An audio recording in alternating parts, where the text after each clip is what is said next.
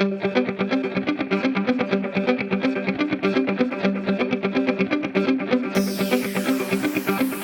to the Marketing Remix, presented by Red Door Interactive. I'm Reed Carr, CEO of Red Door Interactive. Our show is a senior level marketer's resource for navigating our ever-evolving landscape. In each episode, in about 20 minutes, experts from different marketing disciplines representing different buyer touchpoints tackle one important marketing topic. Then, what do you need to know, and how does it affect the buyer? We're here for this episode in the buyer's head, talking about footwear. Who doesn't love the feel of a new pair of shoes? While footwear remains one of our most beloved retail purchases, few industries experience more frequent shifts in consumer behaviors, preferences, and demands. To help marketers better understand these shoppers, we present our In the Buyer's Head episode series, where we answer the question, why do people shop where they shop? In this episode, we'll discuss where shoppers are buying their footwear, the impact of e-commerce, and how footwear brands can improve their digital shopping experiences. So we're here with Charles Wiedenhoft, who is our VP of Strategic Planning at Red Door Interactive. Good to have you here. Hey, Reed. How you doing? Good. Well, I'm going to jump right into it. The first part, just kind of set the stage, is at a high level, what does the current footwear retail landscape look like?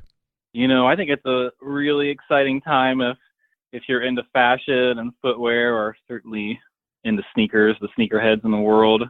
There's so much competition going on between legacy brands as well as startups that are more like digital natives. So like Allbirds, they're releasing just a ton of limited edition products, special editions, collaborations, tons of innovation with materials.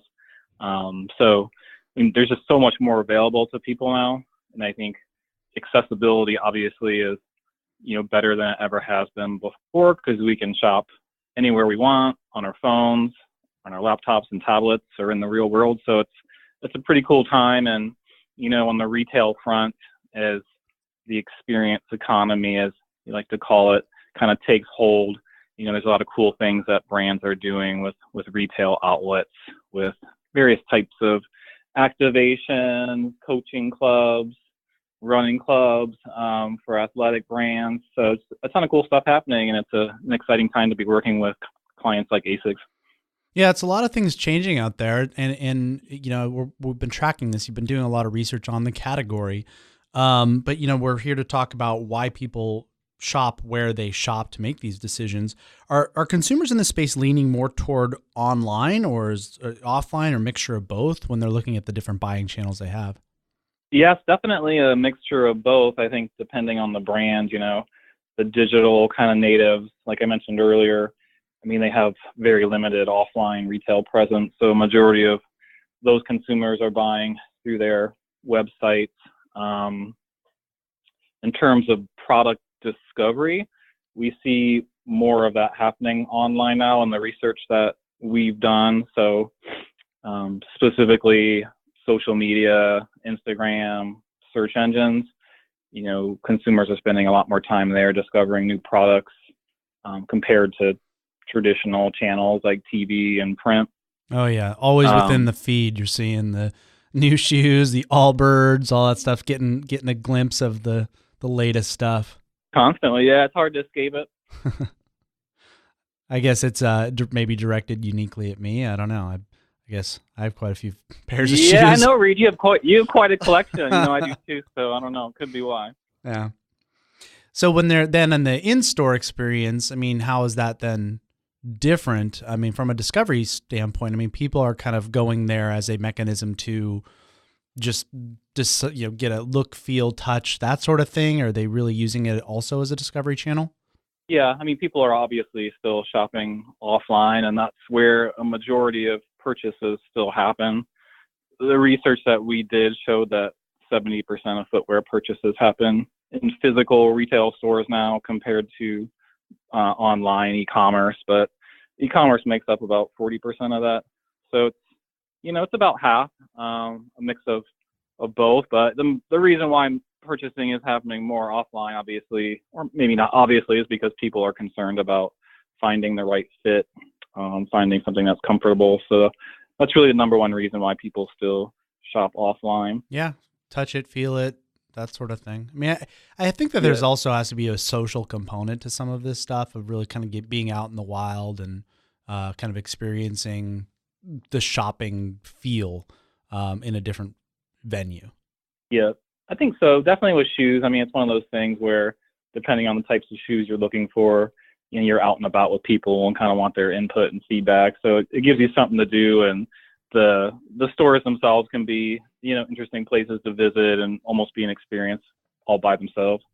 So when consumers purchase online, when you talked a little bit about that, we talked about discovery, but when they're purchasing online, what channels are they gravitating toward? You've got the retailer sites, brand sites, things like that, marketplaces. I know Amazon is a big factor in all of this stuff. Where are they headed? Sure, retail websites and brand websites make up about half of those purchases. So those retailers we were talking about are almost more like mass merchants. So the DSWs, you know, the Zappos, companies like that. Amazon, and the research that we did, makes up 35% of footwear purchasing from the people who completed our survey. So it's a pretty significant number when you look at it that way. And 18% of those people intend to buy more footwear on Amazon in the upcoming year. So it's definitely something to monitor.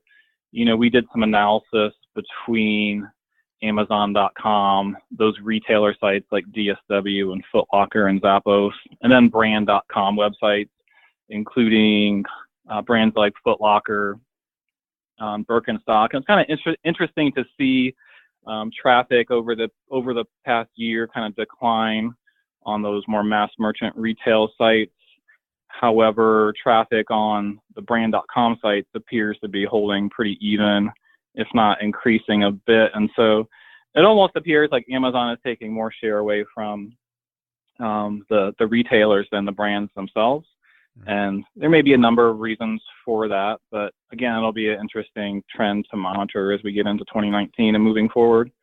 Yeah, I mean, we did actually another podcast episode to kind of plug that one on Amazon. And, you know, some of the interesting stuff, the juxtaposition of that is the influence of search and searching via Google or something like that, where brands or specific retailers that are focused within a particular category have a little bit of an advantage over a broad retailer like an Amazon or something like that, where they're going to Amazon to find something they're looking for. They may initiate a search there if they're looking for it, but in other places where they're looking to satisfy a particular need, or then like you're talking about with a brand like an ASICS or something, where they want to just go, I know I want that, I'm going right to that brand, because there isn't a ton of advantage from that standpoint to go to Amazon there, aside from shipping and things like that, which now, you know, a lot of these retailers and .coms, brand.coms are offering free shipping and things on minimum purchases and stuff. Yeah, they can be just as competitive now these days. They typically are with offering convenient, easy, inexpensive shipping and returns. And so they don't really need to rely on Amazon for that. And like you were saying, there's even a lot of unbranded search traffic that the brand.com sites can compete for along phrases, you know, how-to phrases or any kind of search phrase that would be not specific actually to the brand itself, but related to what people are trying to accomplish. You know, which shoe goes best with X, Y, or Z, or, you know, how can I get a shoe that allows me to do, you know, run better or play basketball better, things like that. Yeah. The brand then can own that equity, brand equity, and search equity a little better than a broad retailer like an Amazon can. Right. So that's an advantage where, I mean, I think, you know, people are seeing that competition for search as certainly an influencing factor. So back in the idea of why people buy where they buy or where they shop, what factors most influence the purchase decisions, whether offline or online? What are those key factors you feel like are critical? Yeah, I mean, the biggest one that we found is just that need to find the proper fit. So ensuring that you're not only making available inventory that's sufficient and diverse, but also making people feel confident and choosing the right size. And so, you know, offline people depend on the obvious experience of trying on the shoe and the salesperson, but online they depend more on sizing information, true fit sizing, runs and exercise, large or small. If you're in the middle there, customer reviews are really influential at getting people to feel confident about what the sizing is like, and really beyond that, it's kind of crossing over that omni-channel bridge between showing inventory that's available at local stores. So if people don't quite feel confident buying it online, they can drop into a physical store to do the transaction, reserve the product in a physical store from a website, and making it really clear that returns are going to be as easy as they can be, inexpensive, especially for people who are purchasing from a retailer or a brand.com site for the first time. It's really essential to offer definitely free shipping on those first orders. Yeah. So, I mean, that's, moving into some significant recommendations that you have there for the brands and the digital retailers and those in footwear category. I mean, break it down a little bit more specifically. I mean, what are some ways that brands can leverage the digital shopping experience, what features and tactics and tools? I mean, what should people be doing? It sounded like fit was a factor. So really developing that. I think I heard, we talked a little bit about search and what little kind of pieces that they can own to compete with your broad market retailers. What are some other things to consider? Yeah, well, one thing is definitely to have a mobile optimized site experience. We see about over half people purchasing shoes on smartphones now, which is more than any other type of device. So that's really critical. Most sites have moved in that direction, but not all of them. You mentioned a few things there. Realistic portrayal of products is super important. So providing multiple image angles, 3D models of possible videos of the products, demonstrations with models. Some of the cool things that brands are exploring now too are using augmented reality. So you can, hold your phone over your foot and see a picture of a shoe that you're looking at and be able to see what that looks like with your whatever style pants or jeans that you're wearing. So those are some interesting features. Brands are doing cool stuff too with just omni-channel capabilities, using mobile apps and messaging to create awareness of things like pop-up events that they might be doing, connecting with influencers, getting them to create attention of different types of events that are happening offline, potentially in retail stores, or just events that the brands are hosting. So, crossing over again, the real world and digital shopping experience through different ways of messaging and targeting. So, you've done research, this same research in many different categories. I am curious, what do you think was one of the more standout pieces of information you feel like you got out of this footwear category? What's different about this category than some of the others? Yeah, I think with footwear and apparel, just the overall category, it's going to be the importance of making people feel confident about choosing something that's going to be a right fit. The fabric's going to be comfortable.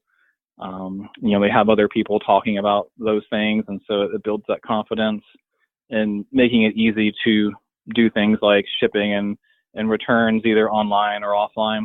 Yeah, that's really been the biggest thing in footwear, and I think it'll probably continue to be that way. And so, for brands, it's especially important too. They want to ensure they're presenting products in a manner that's realistic, and in using different tools like like guided selling tools, having users answer a series of questions about how they're going to use the products or different styles that they favor or find likable, and then providing personalized recommendations, either with a first time purchase on a website or over time, using their customer data to do a better job at providing recommendations. Yeah, that makes sense. I mean, I think we can, as technology progresses and features progress, everything is going to be around fit and that confidence element. So there's a lot that brands can continue to explore in that category, and it'll be interesting to see how this evolves then into next year when we do this research again. So Charles, thanks for joining us on this episode and breaking it down for us. And so much of what you talked about was all the research that you had done that is available now on a report for people to download on our website at reddoor.biz/learn. It is our full 2018 Footwear Shoppers Report. And again, Charles Wiedenhoff being the primary author of all that great research. So thanks again for joining us.